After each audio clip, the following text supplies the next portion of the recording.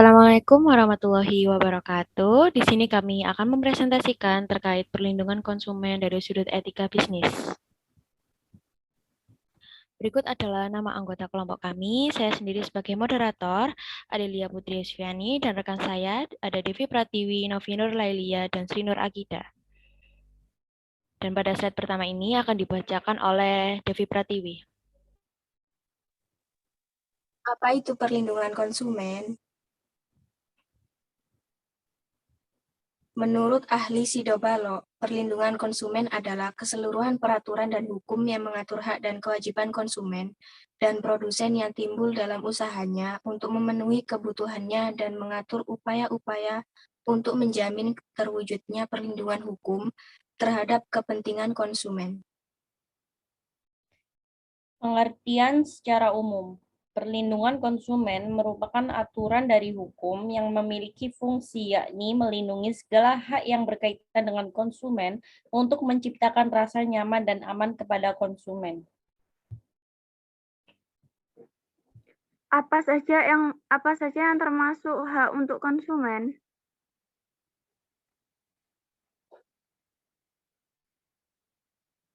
Lima hak konsumen antara lain. 1. Hak dalam memilih barang. Setiap konsumen berhak dalam memilih suatu barang yang diinginkannya dan dibutuhkannya tanpa ada paksaan dari pihak manapun dan tanpa merugikan antar pihak. Kedua, hak mendapatkan ganti rugi. Setiap konsumen tentunya mendapatkan hak untuk mendapatkan ganti rugi apabila barang yang mereka beli tidak sesuai pada permintaan di awal. Ketiga, hak pelayanan tanpa diskriminasi. Konsumen berhak tentunya untuk mendapatkan hak tanpa diskriminasi, di mana tanpa adanya membandingkan dengan konsumen yang lainnya saat hendak membeli barang. Yang keempat, ada hak menerima kebenaran informasi barang. Konsumen tentunya memiliki hak yang penuh atas informasi terkait barang yang akan dibeli, mengetahui apa saja kekurangan ataupun kecacatan dari barang. Dan yang terakhir, ada hak mendapatkan barang atau jasa yang sesuai. Konsumen berhak untuk mendapatkan produk atau layanan yang sesuai dengan kesepakatan yang tertulis.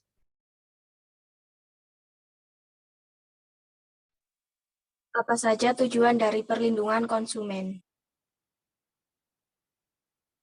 Tujuan utama diterapkannya perlindungan konsumen adalah untuk menciptakan rasa aman, khususnya bagi konsumen dalam upaya memenuhi kebutuhan hidupnya.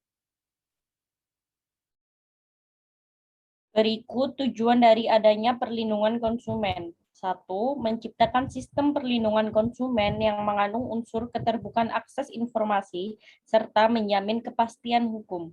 2. Melindungi kepentingan konsumen pada khususnya dan kepentingan seluruh pelaku usaha. 3. Meningkatkan kualitas barang dan pelayanan jasa. 4. Memberikan perlindungan kepada konsumen dari praktik usaha yang menipu dan menyesatkan. Yang terakhir, memadukan penyelenggaraan, pengembangan, pengaturan, perlindungan konsumen dengan bidang-bidang perlindungan pada bidang-bidang lainnya.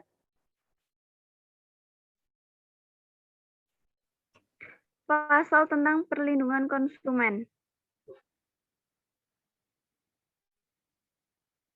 Sebagaimana diatur pada pasal 4 Undang-Undang Perlindungan Konsumen Nomor 8 Tahun 1999, konsumen atau pembeli produk properti memiliki hak antara lain kenyamanan, keamanan, dan keselamatan dalam mengkonsumsi produk maupun jasa serta memilihnya sesuai dengan nilai tukar dan kondisi sesuai perjanjian.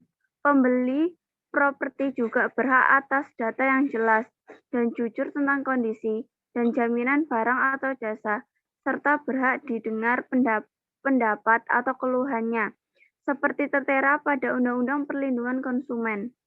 Jika terdapat masalah, pembeli berhak mendapatkan advokasi, perlindungan, dan upaya penyelesaian sengketa konsumen secara patut. Undang-Undang Perlindungan Konsumen juga menyebut tentang hak mendapatkan pembinaan dan pendidikan konsumen, serta hak diperlakukan secara benar dan jujur tanpa diskriminasi. Adapun juga berhak untuk memperoleh kompensasi ganti rugi atau penggantian apabila barang atau jasa yang diterima tidak sesuai janji. Keterkaitan antara perlindungan konsumen dengan etika bisnis. Suatu perlindungan konsumen diperlukan dengan tujuan agar melindungi setiap kegiatan para konsumen saat membeli barang, di mana memberikan juga suatu keamanan yang baik dan benar. Hal ini juga dikaitkan dengan etika bisnis, di mana banyak sekali beberapa pebisnis atau pengusaha dari etika bisnis yang tidak memiliki etika yang benar dalam sikapnya, dengan melakukan segala tindakannya untuk keuntungan pribadinya, namun tidak memperdulikan dampak yang dirasakan oleh konsumen. Selain itu, para pelaku yang tidak memiliki etika tersebut seringkali melakukan tindakan curang tanpa mengingat akan pentingnya aturan hukum yang berlaku, khususnya perlindungan untuk konsumen sendiri. Etika, seperti halnya norma kesusilaan, norma kesopanan, dan norma agama. Kalau belum diterima sebagai norma-norma kehidupan secara hukum, maka saksi atas pelanggarannya lebih bersifat heteronom atau hanya datang dari diri dan hatinya sendiri. Dan agar memiliki daya pengikat sehingga saksi kepada para pelanggar dapat dipaksakan, maka diperlukan hukum. Dalam hal ini adalah undang-undang. Negara Indonesia yang sebagian besar masyarakat beragama Islam telah mencoba memfasilitasi upaya perlindungan terhadap konsumen tersebut melalui Undang-Undang Republik Indonesia Nomor 8 Tahun 1999 yang dalam beberapa hal telah sesuai dengan etika bisnis. Contoh permasalahan terkait perlindungan konsumen. Toko butik Shop.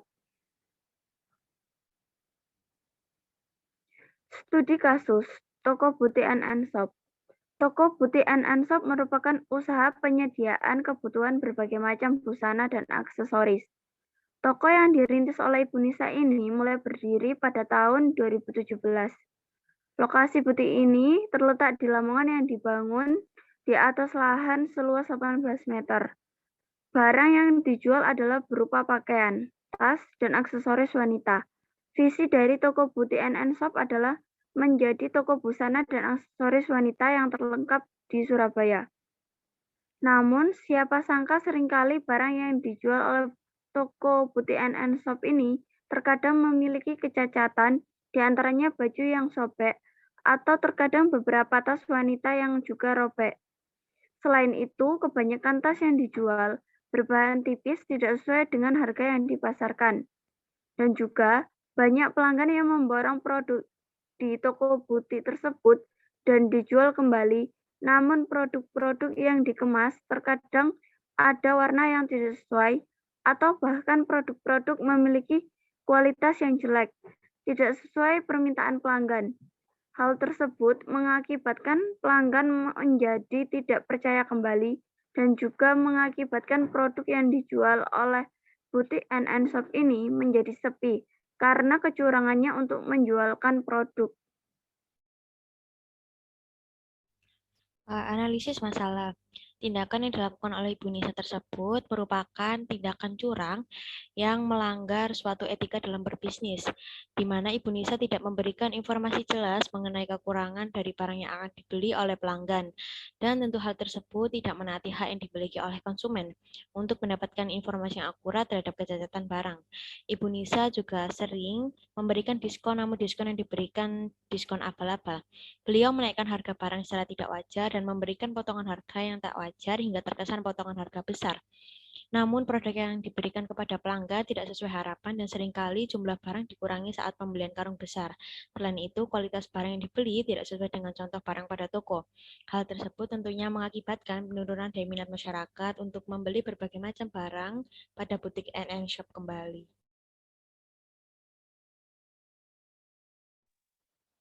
Mereka yang berbuat curang berdasarkan pasal 16 Undang-Undang tersebut dapat dijatuhi sanksi denda maksimal 2 miliar dan atau hukuman kurungan maksimal 5 tahun penjara. Itu karena pelaku usaha tidak jujur, karena menawarkan informasi barang yang tidak sesuai dengan aslinya. Solusi masalah. Sebaiknya toko butik NN Shop mengakui kesalahannya terhadap pelanggan jika memang ada bukti dari pelanggan demi menjaga nama baik usaha. Selain itu, juga pelanggan memiliki hak mendapatkan kompensasi dan ganti rugi. Konsumen juga sebaiknya waspada dengan strategi marketing seperti membeli 2 gratis 1. Bisa jadi konsumen merasa lebih murah karena mendapatkan 3 item barang, tetapi harga yang dikeluarkan untuk 2 item barang saja. Konsumen tidak sadar bahwa ini adalah jebakan karena konsumen harus mengeluarkan uang lebih banyak dari rencana semula. Selain itu, permintaan juga harus mengatur khususnya transaksi jual beli barang pada masyarakat, sehingga kenyamanan dalam berbelanja bisa meningkat. Penipuan juga tidak hanya merugikan masyarakat, tetapi juga pelaku usaha yang berdagang secara jujur.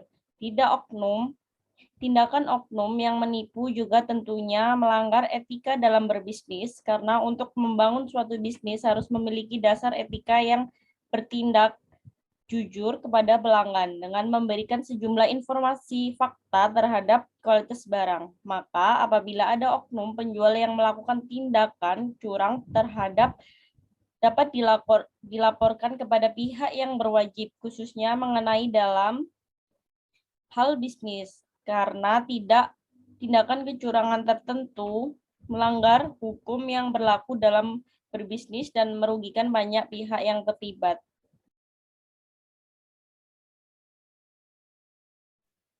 Kesimpulan, dalam berbisnis sendiri harus memiliki suatu etika di mana untuk melakukan segala tindakan berbisnis harus melindungi segala hak konsumen.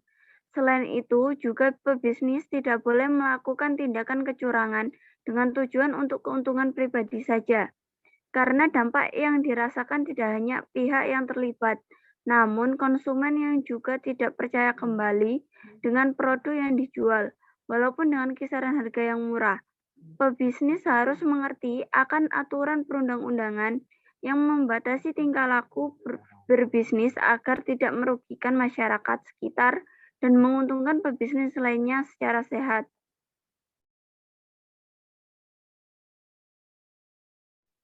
Sekian presentasi dari kelompok kami terkait materi pelindungan konsumen dari sudut pandang etika bisnis. Mohon maaf bila ada salah kata. Wassalamualaikum warahmatullahi wabarakatuh.